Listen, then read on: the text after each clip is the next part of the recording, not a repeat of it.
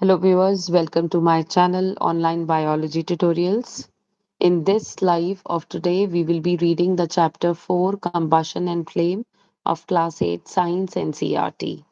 In case you are interested in hearing the audio of first 3 chapters, you can come to the playlist of my YouTube channel Online Biology Tutorials, and there you will find the playlist as Science Class 8 Audiobook. I hope the screen is clear to everybody. Text is clear. So here we go with the reading of Chapter 4 Combustion and Flame, Class 8 Science. We use different kinds of fuel for various purposes at home, in industry, and for running automobiles. Can you name a few fuels used in our homes? Name a few fuels used in trade and industry. What fuels are used for running automobiles? Your list will contain fuels like cow dung, wood, coal, charcoal, petroleum, diesel, compressed natural gas, CNG, etc. You are familiar with the burning of a candle. What is the difference between the burning of a candle and the burning of a fuel like coal? Maybe you were able to guess right. Candle burns with a flame whereas coal does not. Similarly, you will find many other materials burning without a flame. Let us study the chemical process of burning and the types of flame produced during this process. 4.1 What is combustion? Recall the activity of burning of magnesium ribbon performed in class A 7. We learned that magnesium burns to form magnesium oxide and produces heat and light. Figure 4.1. We can perform a similar activity with a piece of charcoal. Hold the piece with a pair of tongs and bring it near the flame of a candle or a Bunsen burner. What do you observe? We find that charcoal burns in air. We know that coal too burns in air, producing carbon dioxide, heat, and light. 4.1 is showing you the burning of magnesium. A chemical process in which a substance reacts with oxygen to give off heat is called combustion. The substance that undergoes combustion is said to be combustible. It is also called a fuel. The fuel may be solid, liquid, or gas. Sometimes light is also given off during the combustions, either as a flame or as a glow. In the reactions mentioned above, magnesium and charcoal are combustible substances. We were told that food is a fuel for our body. So, moving to the next page. Rightly so, in our body, food is broken down by reaction with oxygen and heat is produced. We learned that in class 7. Activity 4.1 Collect some material like straw, matchsticks, kerosene, oil, paper, iron nails, stone pieces, glass, etc. Under the supervision of your teacher, try to burn each of these material one by one. If combustion takes place, mark the material combustible, otherwise mark it non-combustible. Table 4.1. So table 4.1, combustible and non-combustible substances. You need to categorize each of the substance taken here as combustible, non-combustible. Can you name some other substances which are combustible? You can add those to table 4.1. Let us investigate conditions under which combustion takes place. Activity 4.2.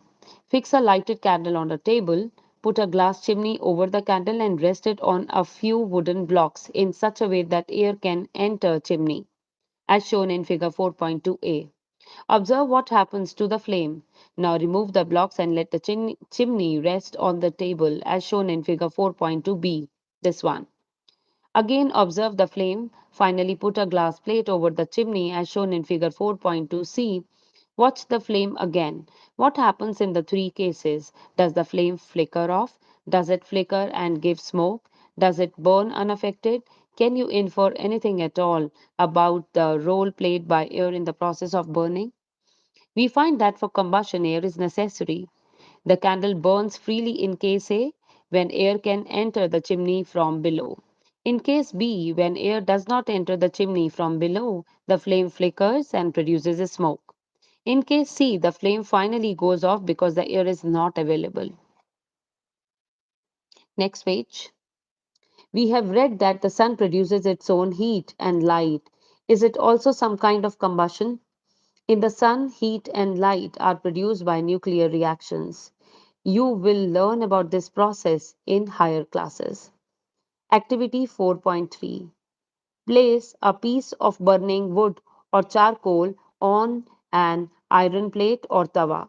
Cover it with a glass jar or a tumbler or a transparent plastic jar. Observe that what happens. Does charcoal stops burning after some time? Can you think of the reason why it stops burning? You might have heard that when the clothes of a person catch fire, the person is covered with a blanket to extinguish fire. Can you guess why? Now recall some of your experiences. Does a matchstick burn by itself? How does it burn? You must have had an experience of burning a piece of paper. Does it burn when a burning matchstick is brought near it? Can you burn a piece of wood by bringing a lighted matchstick near it? Why do you have to use paper or kerosene oil to start fire in wood or coal? Have you heard of forest fires? So, figure 4.4 forest fire has been shown to you. During extreme heat of summer, at some places, dry grass catches fire. From the grass, it spreads to the trees, and very soon the whole forest is on fire. So, it is very difficult to control such fires. Moving on to the next page, I hope the screen is visible. The viewers who are listening to this audio are requested to like in case they are liking the audio. Do you experience do these experiences tell you that different substances catch fire at different temperatures? The lowest temperature at which a substance catches fire is called its ignition temperature. Can you tell now why a matchstick does not catch fire on its own at room temperature? Why does the matchstick start burning on rubbing it on the side of a matchbox? We find that a combustible substance cannot catch fire or burn as long as its temperature is lower than its ignition temperature. Have you ever seen cooking oil catching fire when a frying pan is kept for long on a burning stove? Kerosene oil and wood do not catch fire on their own at room temperature, but if kerosene oil is heated a little, it will catch fire. But if wood is heated a little, it would still not catch fire. Does it mean that ignition temperature of kerosene oil is lower than that of wood? Does it mean that we need to take special care in storing kerosene oil? The following activity shows that it is essential for the substance to reach ignition temperature to burn. Before moving further, let's study this yellow block. The history of the matchstick is very old. More than 5,000 years ago, small pieces of pine wood dipped in sulfur were used as matches in ancient Egypt. The modern safety match was developed only about 200 years ago. A mixture of antimony trisulfide, potassium chlorate, and white phosphorus with some glue and starch were applied on the head of the match made of suitable wood. We stuck against the rough surface. White phosphorus got ignited due to the heat of friction. This started the combustion of the match. However, white phosphorus proved to be dangerous both for the workers involved in the manufacturing of matches and for the users. These days, the head of the safety match contains only antimony trisulfide and potassium chlorate. The rubbing surface has a powdered glass and a little red phosphorus, which is much less dangerous. When the match is struck against the rubbing surface, some red phosphorus gets converted into white phosphorus. This immediately reacts with potassium chlorate in matchstick head to produce enough heat to ignite antimony trisulfate and start the combustion. Activity 4.4. Make two paper cups by folding a sheet of paper. Pour about 50 ml of water in one of the cups. Heat both the cups separately with a candle as shown in figure 4.5. What do you observe? What happens to the empty paper cup? What happens to the paper cup with water? Does water in this cup becomes hot? Next. If we continue heating the cup, we can even boil water in the paper cup. Can you think of an explanation for this phenomenon? The heat supplied to the paper cup is transferred to water by conduction. So, in the presence of water, the ignition temperature of paper is not reached. Hence, it does not burn. The substances which have very low ignition temperature and can easily catch fire and a flame are called inflammable substances. Examples of inflammable substances are petrol, alcohol, liquefied petroleum gas, LPG. Can you list some other inflammable substances? 4.2. How do we control fire? You must have seen or heard of fire breaking out in homes, shops, factories. If you have seen such an accident, write a short description in your notebook. Also, share the experience with your classmates. Find out the telephone number of the fire service in your area. If a fire breaks out in your house or in your neighborhood, the first thing to do is to call the fire service. It is important that all of us know the telephone numbers of the fire service. Does your city, town have a fire brigade station? When a fire brigade arrives, what does it do? It pours water on the fire. Figure 4.6 is showing you. Water cools the combustible material so that its temperature is brought below its ignition temperature. This prevents the fire from spreading. Water vapors also surround the combustible material, helping in cutting off the supply of air, so the fire is extinguished. You have learned that there are three essential requirements for producing fire. Can you list these requirements? These are fuel, air to supply oxygen, and heat to raise the temperature of the fuel beyond the ignition temperature. Fire can be controlled by removing one or more of these requirements. The job of a fire extinguisher is to cut off the supply of the air or to bring down the temperature of the fuel or both. Notice that the fuel in most cases cannot be eliminated. If, for instance, a building catches fire, the whole building is the fuel. We are reading this block now. The most common fire extinguisher is water, but water works only when things like wood and paper are on fire. If electrical equipment is on fire, water may conduct electricity and harm those trying to douse the fire. Water is also not suitable for fibers involving oil and petrol. Do you recall that water is heavier than oil? So it sinks below the oil and oil keeps burning on the top. For fires involving electrical equipment and inflammable materials like petrol, carbon dioxide is the best extinguisher. CO2 being heavier than oxygen covers the fire like a blanket. Since the contact between the fuel and oxygen is cut off, the fire is controlled. The added advantage of CO2 is that in most cases it does not harm the electrical equipment. How do we get the supply of carbon dioxide? It can be stored at high pressure as a liquid in cylinders. In what form is the LPG stored in cylinders? When released from a cylinder, CO2 expands enormously in volume and cools down. So it is not only forms a blanket around the fire, it also brings down the temperature of the fuel. That is why it is an excellent fire extinguisher. Another way to get CO2 is to release a lot of dry powder of chemicals like sodium bicarbonate or baking soda or potassium bicarbonate near the fire. These chemicals gives off CO2. 4.3 types of combustion. Bring a burning matchstick or a gas lighter near a gas stove in the kitchen. Turn on the knob of the gas stove. What do you observe? Caution: do not handle the gas stove yourself. Ask your parents to help. We find that the gas burns rapidly and produces heat and light. Such combustion is called rapid combustion. There are substances like phosphorus which burns in air at room temperature. The type of combustion in which a material suddenly bursts into flames without the application of any apparent cause is called spontaneous combustion. The viewers who are watching the live, in case you are liking the audio, you can hit the like button. Spontaneous combustion of coal dust has resulted in many disastrous fires in coal mines. Spontaneous forest fires are sometimes due to the heat of the sun or due to lightning strike. However, most forest fires are due to the carelessness of the human beings. It is important to remember that the campfires must be completely extinguished before leaving a forest after a picnic or a visit. We generally have fireworks on festival days. When a cracker is lighted, a sudden reaction takes place with the evolution of heat, light, and sound. A large amount of gas formed in the reaction is liberated. Such a reaction is called explosion. Explosion can also take place if pressure is applied to the cracker. 4.4 Flame. Observe a LPG flame. Can you tell the color of the flame? What is the color of a candle flame? Recall your experience of burning a magnesium ribbon in class 7. If you do not have experience of burning the remaining items in table 4.2, you can do that now. So the materials that you have to try are candle, magnesium, camphor, kerosene stove, coal. You need to write forms flame or does not forms flame. So in figure 4.8, colors of a candle flame and the flame of a kitchen stove are being shown.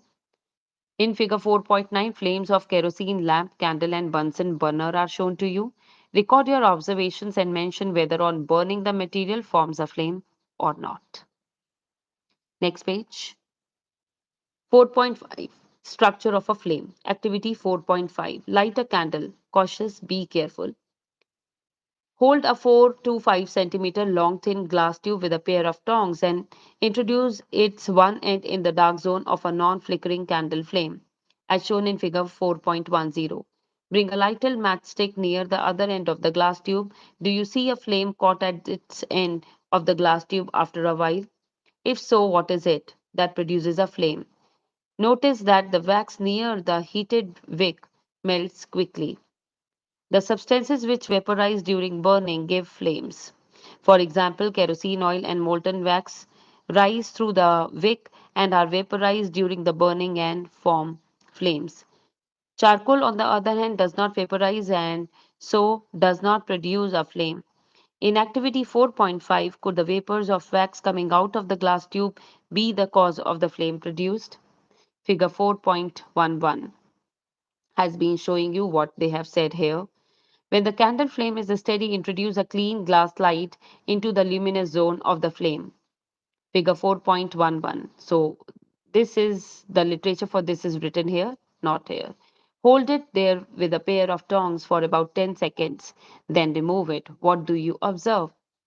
A circular blackish ring is formed on the glass plate or slide. It indicates the deposition of unburned carbon particles present in the luminous zone of the flame. Hold a thin, long copper wire just inside the non-luminous zone of flame for about 30 seconds. Figure 4.12. Notice that the portion of the copper wire just outside the flame gets red hot. Does it indicate that the non-luminous zone of the flame has a high temperature? In fact, the this part of the flame is the hottest part. So different zones of the candle flame are shown to you in figure 4.13. Goldsmiths blow the outermost zone of the flame with a metallic blowpipe for melting gold and silver. Do they use the outermost zone of the flame? So here the same has been shown. A goldsmith moving the flame has been shown to you. 4.6, what is a fuel? Recall that the sources of heat energy for domestic and industrial purposes are mainly wood, charcoal, petrol, kerosene, etc. These substances are called fuels. A good fuel is one which is readily available, it is cheap, it burns easily in air at a moderate rate. It produces a large amount of heat. It does not leave behind any undesirable substances. There is probably no fuel that could be considered as an ideal fuel. We should look for a fuel which fulfills most of the requirements for a particular use. Fuels differ in their cost. Some fuels are cheaper than others. Make a list of fuels familiar to you. Group them as solid, liquid, and gaseous fuels in table 4.3. So they have given an example. Solid fuel is coal, liquid is kerosene, and gaseous is natural gas. 4.7, fuel efficiency. Suppose you were asked to boil a given quantity of water using cow dung, coal, and LPG as fuel. Which fuel would you prefer? Give your reason. You may take the help of your parents. Do these three fuels produce the same amount of heat? The amount of heat energy produced on the complete combustion of 1 kg of a fuel is called calorific value. The calorific value of a fuel is expressed in a unit called kilojoule per kg, represented as kg per kg. Kj per kg. Calorific values of some fuels are given. So in table 4.4, they have given you the calorific value of cow dung, wood, coal, petrol, kerosene, diesel, methane, CNG, LPG, biogas, hydrogen. So in your chat, you can write the answer which of the given fuels here have got the highest calorific value. So quickly you can turn up to the answer. The table is in front of you. Okay. Whenever you will hear the audio of this chapter, please share it with your friends and you can write the answer there. Burning of fuels leads to harmful products. The increasing fuel consumption has harmful effects on the environment. Carbon fuels like wood, coal, petroleum release unburned carbon particles. These fine particles are dangerous pollutants causing respiratory diseases like asthma. 2. Incomplete combustion of these fuels gives carbon monoxide gas. It is a very poisonous gas. It is dangerous to burn coal in a closed room. The carbon monoxide gas produced can kill persons sleeping in that room. Oh, so that is why we are advised never to sleep in a room with burning or smoldering coal fire in it. 3. Combustion of most fuels release carbon dioxide in the environment. Increased concentration of carbon dioxide in the air is believed to cause global warming. For centuries, wood was used as domestic and industrial fuel, but now it has been replaced by coal and other fuels like LPG. In many rural parts of our country, people still use wood as a fuel because of its easy availability and low cost. However, burning of wood gives a lot of smoke, which is very harmful for human beings. It causes respiratory problems. Also, trees provide us with useful substances which are lost when wood is used as a fuel. Moreover, cutting of trees leads to deforestation, which is quite harmful to the environment, as you have learned in class 7. Global warming is a rise of temperature of the atmosphere of the Earth. This results, among other things, in the melting of polar glaciers, which leads to a rise in the sea level. Causes floods in the coastal areas. Low-lying coastal areas may even be permanently submerged underwater. 4. Burning of coal and diesel releases sulfur dioxide gas. It is extremely suffocating and corrosive gas.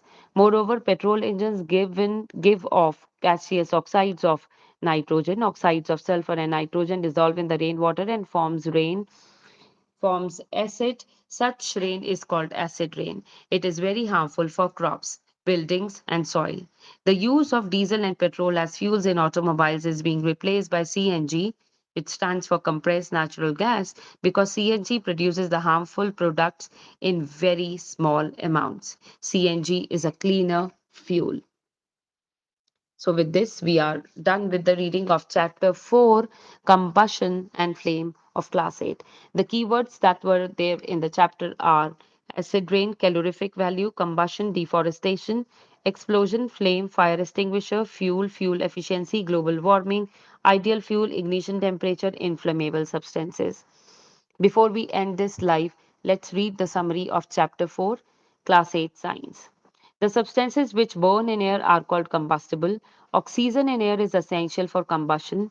During the process of combustion, heat and light are given out. Ignition temperature is the lowest temperature at which a combustible substance catches fire. Inflammable substances have very low ignition temperature.